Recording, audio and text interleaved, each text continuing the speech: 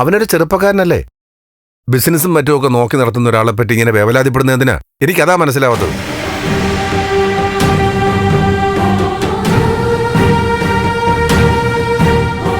അവനിങ്ങ് വരട്ടെ, ചോദിക്കണം. നിന്നോട് പോലും പറയാതെ അവൻ എങ്ങോട്ടാ പോയെന്ന്.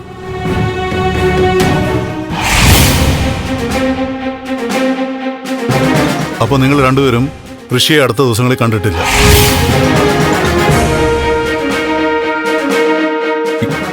ഇല്ല. ഋഷിയുമായിട്ട് ഒരു തർക്കവും ബഹളവും ഉണ്ടായിട്ടില്ല? ഏയ് ഇല്ല സാർ. നിങ്ങൾ ഇത്ര ആത്മവിശ്വാസത്തോട് പറയുമ്പോൾ എനിക്ക് മറ്റൊന്നും പറയില്ല. എന്നാൽ ഞാൻ മുമ്പ് പറഞ്ഞ പോലെ ഒന്ന് റിലാക്സ് ചെയ്യാൻ നമുക്കൊരു ഷോർട്ട് ഫിലിം കണ്ടാലോ?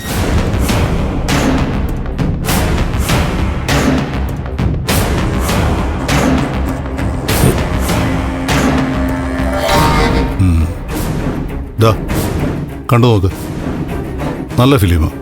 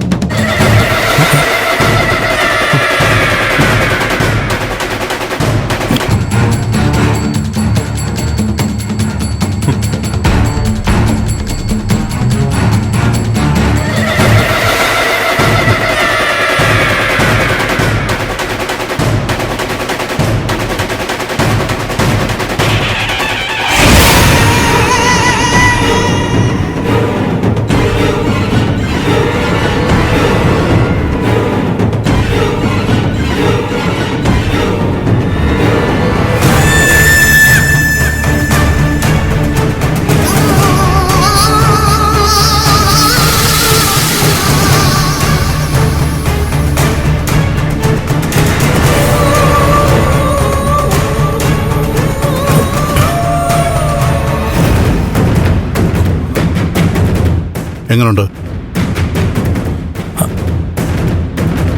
കൊള്ളോ?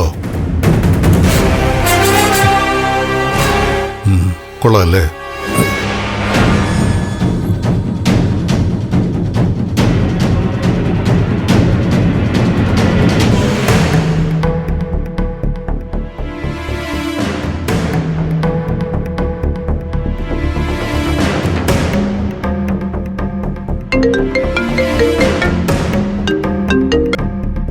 ആ ഹലോ ദേവിക. മുരളേട്ടാ, നന്ദുവിനെ കണ്ടിരുന്നോ? ഇല്ല, നന്ദനെ കണ്ടില്ല. എന്താ കാര്യം? നന്ദു വിളിച്ചിട്ടുണ്ടായിരുന്നോ? എവിടെയെങ്കിലും പോകുന്നു വല്ലതും പറഞ്ഞോ? ഇല്ല. എന്താ സംഗതി? നന്ദനെ വിളിച്ചിട്ട് കിട്ടുന്നില്ലേ? നേരത്തെ വിളിച്ചിരുന്നു, അപ്പൊ കിട്ടി. എന്തോ വെപ്രാളപ്പെട്ട് സംസാരിച്ചു. പക്ഷെ പറഞ്ഞത് നന്ദുവും കെവനും യാത്രയില്ല, ഇവിടെ അച്ഛനൊരു കാര്യം പറഞ്ഞേൽപ്പിച്ചിരുന്നു, അതിനുവേണ്ടിയാണെന്നൊക്കെ. ആ, അപ്പൊ അതിനുവേണ്ടി പോയതായിരിക്കും എവിടെയെങ്കിലും. പക്ഷേ അച്ഛൻ അങ്ങനൊരു കാര്യത്തിന് നന്ദുവിനെ ചുമതലപ്പെടുത്തിയിട്ടില്ല. ഞാൻ നന്ദുവിനെ വീണ്ടും വിളിച്ചു, അപ്പൊ ഫോൺ എടുക്കുന്നുമില്ല. എന്ത് പറ്റിയെന്ന് ആകെ ഒരു ടെൻഷൻ. കെവിനൊത്ത് പോയെന്നാണ് പറഞ്ഞത്? അതെ മുരളേട്ടാ. ആ, എങ്കിൽ പിന്നെ അവരുടെ എന്തെങ്കിലും ഓഫീസ് കാര്യമായിരിക്കും. ഞാനൊന്ന് വിളിച്ചു നോക്കാന്ന് വെച്ചാലും നന്ദൻ എന്നോടൊന്നും പറയണമെന്നില്ല. എനിക്ക് ആകെ ഒരു ടെൻഷൻ. പൂജയൊക്കെ കഴിഞ്ഞ് ഒരു സമാധാനത്തിൽ വരികയായിരുന്നു, വീണ്ടും പഴയ ഡിപ്രഷനിലേക്ക് പോകുന്നൊരു സംശയം. ഏയ്, അങ്ങനെയൊന്നും പേടിക്കേണ്ട ദേവിക. നന്ദൻ തിരിച്ചു വിളിച്ചോളും, സമാധാനായിട്ടിരിക്കുക. നോക്കാം. പിന്നെ ഇന്നത്തെ മീറ്റിംഗ് ഒന്നും മാറ്റിയിട്ടില്ലല്ലോ? ഇല്ല മുരളേട്ടാ. ആ, അപ്പൊ ഞാൻ പറഞ്ഞ സമയത്ത് തന്നെ എത്തിക്കോളാം. ശരി മുരളേട്ടാ, ഞാൻ ഷാർപ്പ് ടൈം ആയിരിക്കും. എന്തായാലും ഇനിയിപ്പോ നന്ദുവിനെ വിളിക്കുന്നില്ല. ശരി. ശരി മോളെ, മുരളിയാണോ വിളിച്ചത്? ആ അതെ അമ്മേ. എന്തു പറഞ്ഞു? മുരളേട്ടനും അറിയില്ല എവിടേക്കാ നന്ദു പോയതെന്ന്. അച്ഛൻ ഒരിടത്തേക്കും നന്ദുവിനെ അയച്ചിട്ടില്ല എന്ന് പറഞ്ഞു. പിന്നെന്താ സംഭവിച്ചേ? നീ വെപ്രാളപ്പെടാതെ മോളെ, അവൻ വന്നോട്ടെ. പൂജ കഴിഞ്ഞതോടെ ഒക്കെ നേരെയായിന്നാ കരുതിയേ. പക്ഷെ ഇപ്പൊ ദുരൂഹതകൾ കൂടെ വന്നാ തോന്നുന്നേ. നന്ദു എന്തോ ഒരു പ്രശ്നത്തിലാ.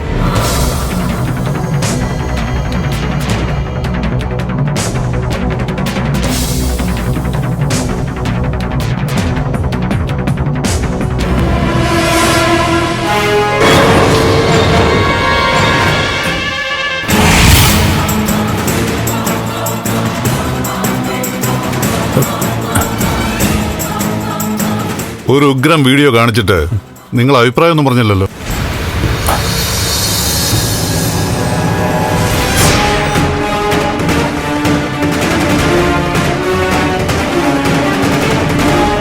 പടം എങ്ങനെയുണ്ട്?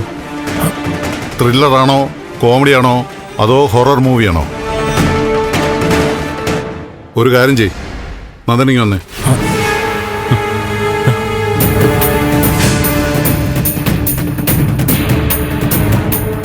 ഇങ്ങോട്ട് വാടാ.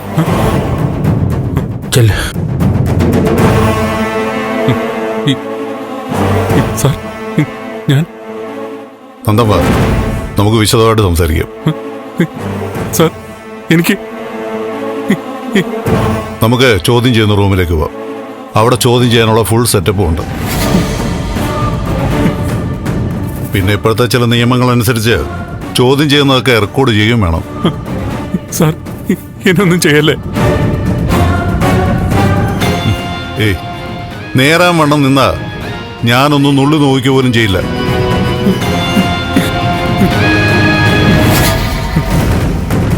എനിക്ക് സ്ട്രെയിറ്റ് ഉത്തരം കിട്ടണം. ചോദ്യം ഇതാണ്, ഇപ്പൊ കണ്ട വീഡിയോയിലുള്ളത് സത്യമാണോ അല്ലയോ? സാർ എന്നെ രക്ഷിക്കണം സാർ.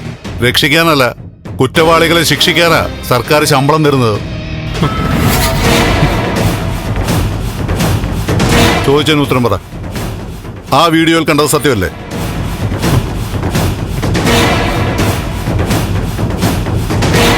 നീയല്ലേ ഋഷി കൊന്നത്? അതെ സാർ, സത്യം.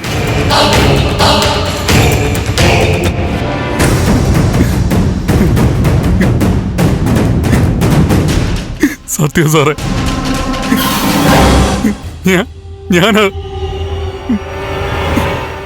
ഞാനാ ഋഷിയെ കൊന്നത്.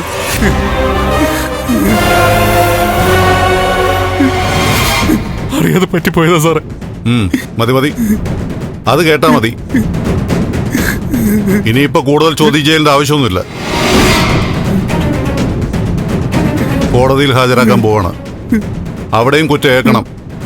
സാറെ രക്ഷിക്കണം, ഞാൻ കാല് പിടിക്കാം. എന്നെ അറസ്റ്റ് ചെയ്തുകൊണ്ട് പോയ എന്റെ അമ്മ, അച്ഛൻ, എന്റെ ദേവി, അവര് പിന്നെ മരിച്ച ആളിനോട്ടടാ അച്ഛനും അമ്മയൊക്കെ. ഇപ്പൊ തന്നെ സ്റ്റേറ്റ്മെന്റ് തയ്യാറാക്കും, എന്നിട്ട് നേരെ കോടതിയിലേക്ക്. സാറ് ഞാൻ കാല് പിടിക്കാം സാറേ. മര്യാദയ്ക്ക് നിന്നോണം. എന്തെങ്കിലും ചെയ്തേ പറ്റൂ. ഫോൺ കട്ട് ചെയ്താ.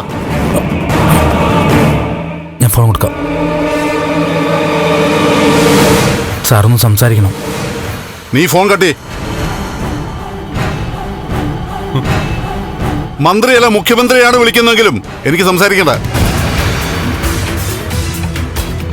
ആരുടെ ശുപാർശ ഞാൻ കേൾക്കാനും പോകുന്നില്ല. രണ്ടിനെയും കോടതി കൊണ്ടുപോവാ. സാർ, ഇത് മുഖ്യമന്ത്രിയോ മന്ത്രിയോ ഒന്നല്ല. സാർ സംസാരിക്കും, ആള് കേട്ടോണ്ടിരിക്കുക. Hello, DYSP Isaac Kuruvila. Recommendation ഒന്നും നടക്കത്തില്ല. ആരാ സംസാരിക്കുന്നത്?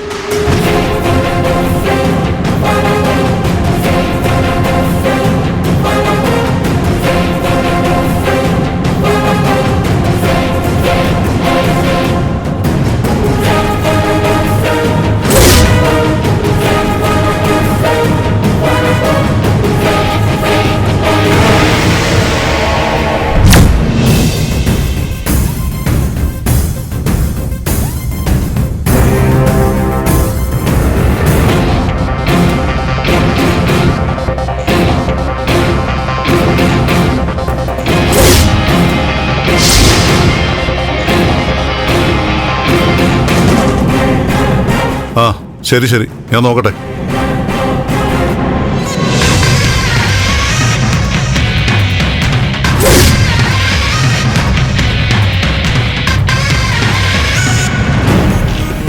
സാർ, പോ, അവനെ വിളിച്ചോട് പോ. അല്ല സാർ. എടാ, അവനെ വിളിച്ചോട് പോൻ.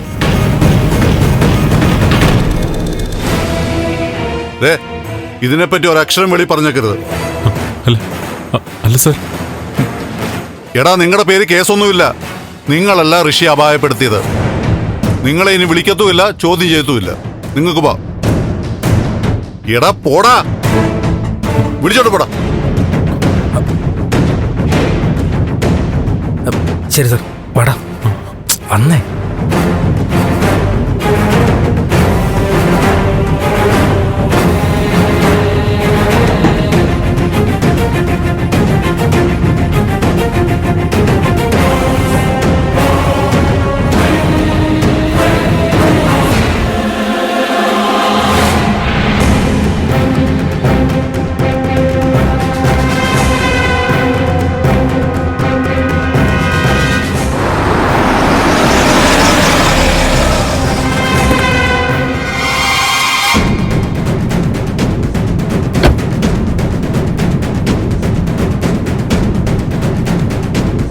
എടാ കെവിനെ, എന്താ സംഭവിച്ചത്? എടാ പറയാം, നീ വാ വാ.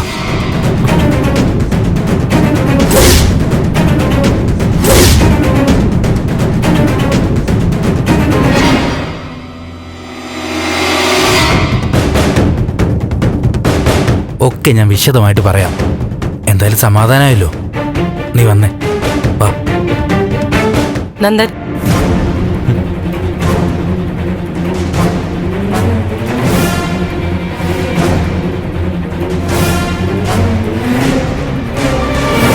ആരാടത്? ഇതാ അരുന്ധതി മേഡം, ഋഷിയുടെ അമ്മ.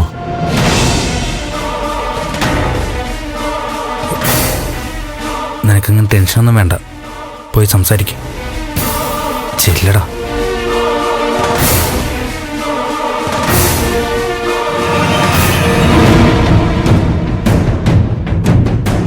നന്ദൻ എന്താ എന്നെ കണ്ടില്ലായിരുന്നോ? ആ, കണ്ടു. എന്നിട്ടെന്താ കാണാതെ പോലെ പോയത്? ഇത് ഞാൻ ശ്രദ്ധിച്ചില്ലായിരുന്നു. അല്ല, എന്നെ കൃത്യമായിട്ട് കണ്ടു നന്ദൻ. ഞാൻ പോട്ടെ മേഡം, തിരക്കുണ്ട്. എന്റെ ചില ചോദ്യങ്ങൾക്ക് മറുപടി തന്നിട്ട് പോയാ മതി. എന്താ? എന്റെ മകൻ ഋഷിയെ കാണാണ്ടായി എന്നുള്ളത് നന്ദൻ അറിഞ്ഞാണല്ലോ. ആ, അറിഞ്ഞിരുന്നു. എന്നിട്ടെന്താ അതിനെക്കുറിച്ചൊന്നും ചോദിക്കാതിരുന്നത്? അവനെ വലിയ കാര്യമായിരുന്നല്ലോ നന്ദന്. എന്നിട്ടെന്താ ഇങ്ങനെ? എൻ്റെ ഓഫീസിൽ ജോലി ചെയ്തിരുന്നവരാ നന്ദനും ഭാര്യയൊക്കെ. എൻ്റെ ശമ്പളം കൈപ്പറ്റിയിട്ടുണ്ട്. എന്നിട്ട് എനിക്കൊരു വിഷമം വന്ന ഈ സാഹചര്യത്തിൽ എന്നെ ഒഴിവാക്കി പോകുന്ന പോലെ തോന്നി. ഞാൻ പറഞ്ഞില്ല മേഡം, പ്രത്യേകിച്ചൊന്നും ഉദ്ദേശിച്ചിട്ടല്ല. ഞാനും പ്രഭാവതിയും തമ്മിൽ ചില പ്രശ്നങ്ങളുണ്ട്. ഋഷി എനിക്ക് വേണ്ടി പ്രഭയോട് ചില വഴക്കുണ്ടാക്കുകയും ചെയ്തു. ഇപ്പൊ ഋഷിയെ കാണാതായതിന്റെ പിന്നിൽ അതിന്റെ തുടർച്ച എന്തെങ്കിലും ഉണ്ടോ? എക്സ്ക്യൂസ് മീ മാഡം, എൻ്റെ പേര് കെവിൻ, നന്ദൻ്റെ ഫ്രണ്ടാ. ഇവൻ മറ്റു ചില പ്രശ്നങ്ങളിൽപ്പെട്ട് ആകെ വറീടാ. ഞങ്ങൾ പോട്ടെ. ഞാനും നന്ദനും തമ്മിലുള്ള വിഷയത്തില് മറ്റാരും ഇടപെടണ്ട. ഞാനങ്ങനെ മറ്റാരും അല്ല, നന്ദൻ്റെ ഏറ്റവും അടുത്ത കൂട്ടുകാരനാണ്.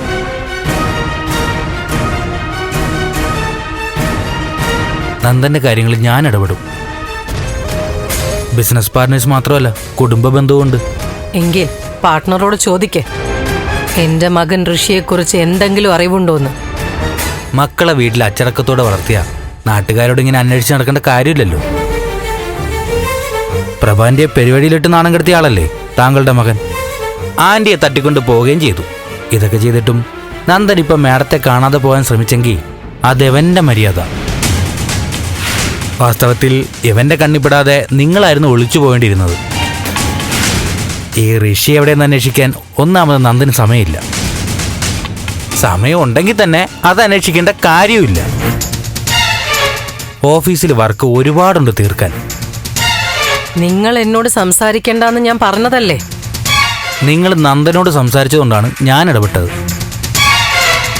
അതിപ്പോഴെന്നല്ല, എപ്പോഴും അങ്ങനെ തന്നെ ആയിരിക്കും. ഇവനൊരു പാവ മാഡം, വെറുതെ വിട്ടേക്ക്, ജീവിച്ചു പൊക്കോട്ടെ. വാസ്തവത്തിൽ മാഡത്തിൻ്റെ ദുഃഖം നമുക്ക് മനസ്സിലാവും. എത്രയും പെട്ടെന്ന് മോനെ തിരിച്ചു കിട്ടട്ടെ എന്ന് പ്രാർത്ഥിക്കുന്നു ഞാൻ. സോറി മാഡം, അല്പ തിരക്കുണ്ട്, ഒന്നും തോന്നരുതേ. വാടാ.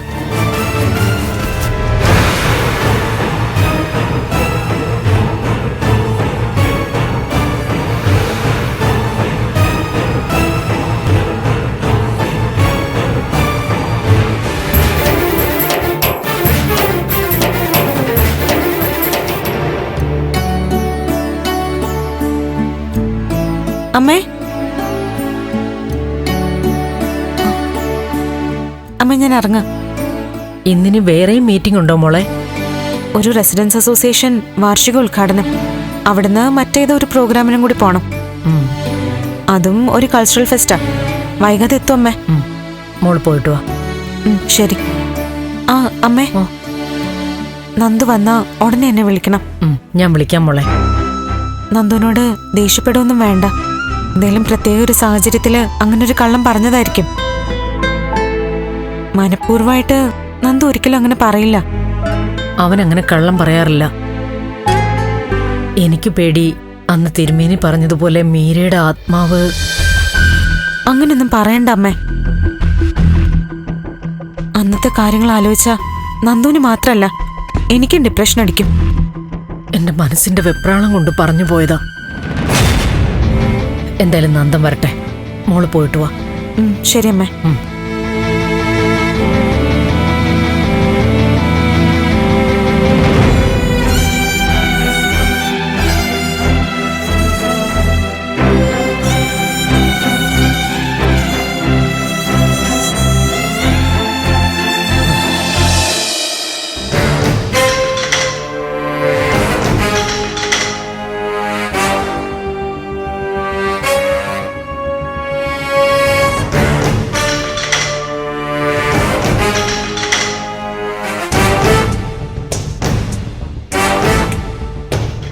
സർ,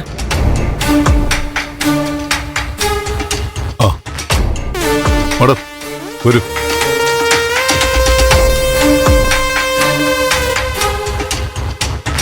സർ, വീട്ടിലിരുന്നിട്ടൊരു സമാധാനം കിട്ടുന്നില്ല. അവൻ എവിടെയാണെന്നുള്ളതിനെ കുറിച്ച് എന്തെങ്കിലും ഒരു സൂചന കിട്ടിയോ?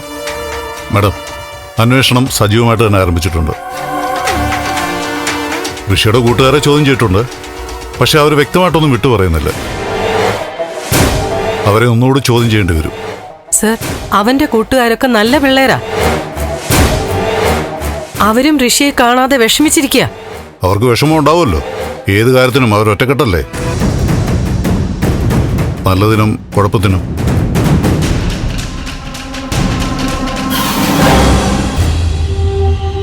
മാഡം ഇരിക്കുക പ്ലീസ്.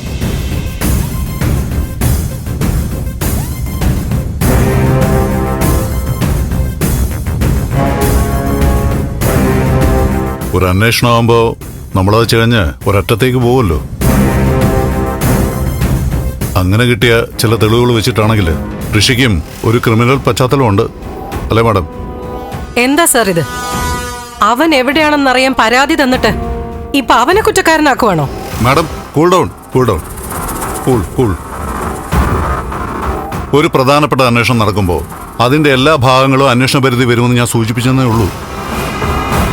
പരാതിക്കാർ പറയുന്നത് മാത്രം അന്വേഷിച്ചാൽ മതി എന്നുള്ളത് പ്രായോഗികമല്ല മാഡം. FIR ഇട്ട കേസാ ഇത്. അതുകൊണ്ട് തന്നെ ഇത് കോടതിയിലെത്തും. നമ്മളിവിടെ ചിലത് ചോദിക്കാതെ വിട്ടാലും കോടതിയിൽ അത് ചോദ്യം വരും. അവിടെ ഉത്തരം പറയണം. ഞാനിപ്പോ എന്ത് വേണമെന്നാ സാറ് പറയുന്നേ? ഋഷിയെ കുറിച്ച് അന്വേഷിക്കാതെ വീട്ടിലിരിക്കണം എന്നാണോ? അല്ല മാഡം, ഞാൻ മാഡത്തിന് വേണ്ടി സംസാരിക്കുന്നത്. ഈ കേസിന് പെട്ടെന്ന് തുമ്പുണ്ടാകണമെന്ന് പറഞ്ഞുകൊണ്ട് എല്ലാ ഭാഗത്തു നിന്നും പ്രഷർ വരുന്നുണ്ട്. MLA ഈ കേസിന് പ്രത്യേകം പ്രാധാന്യം കൊടുത്തിട്ടുണ്ട്. ഏത് MLA? ഇവിടുത്തെ MLA ദേവിക മാഡം. ദേവിക എന്താ പറയുന്നേ? അന്വേഷണത്തിന് എന്ത് സഹായം വേണമെങ്കിലും തരാം, എത്രയും പെട്ടെന്ന് ഋഷിയെ കണ്ടുപിടിക്കണമെന്ന്. മാഡത്തെക്കുറിച്ചൊക്കെ വലിയ കാര്യമായിട്ടാണ് MLA സംസാരിച്ചത്. MLAയുടെ ഭർത്താവ് നന്ദനല്ലേ ഇപ്പൊ ഇവിടുന്ന് പോയത്? ആ അതെ. അയാൾ എന്തിനാ വന്നേ?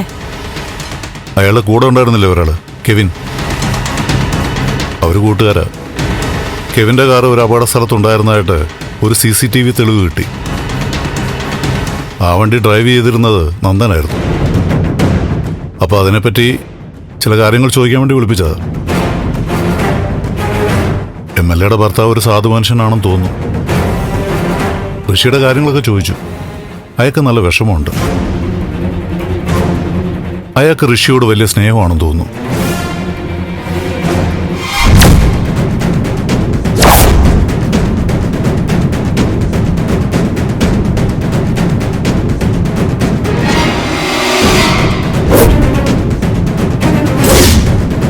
നന്ദേട്ടന് എന്നോടുള്ള പഴയ ദേഷ്യമൊന്നും മാറിയിട്ടില്ലല്ലേ? നിന്നോട് എനിക്ക് ദേഷ്യം. നീ എന്റെ അനിയനല്ലേ? മാഡം,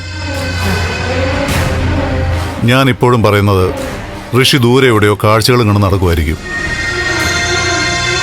അല്ലെങ്കിൽ ഏതെങ്കിലും ഗേൾ ഫ്രണ്ട്സുമായിട്ട് സമയം സ്പെൻഡ് ചെയ്യുകയോ ആവും. അല്ല അല്ല അല്ല, ഞാൻ സാറിനോട് പറഞ്ഞതല്ലേ, അവൻ എന്തോ പ്രതിസന്ധിയിലാണെന്ന് എന്റെ മനസ്സ് പറയുന്നു. ഞാൻ അവന്റെ അമ്മയാ. 10 മാസം എന്റെ ഉള്ളിൽ കിടന്ന കുഞ്ഞവൻ. അവനെ കുറിച്ച് എനിക്ക് എല്ലാം അറിയാം. സാറിന് എന്താ അന്വേഷിക്കാൻ മടിയാണോ?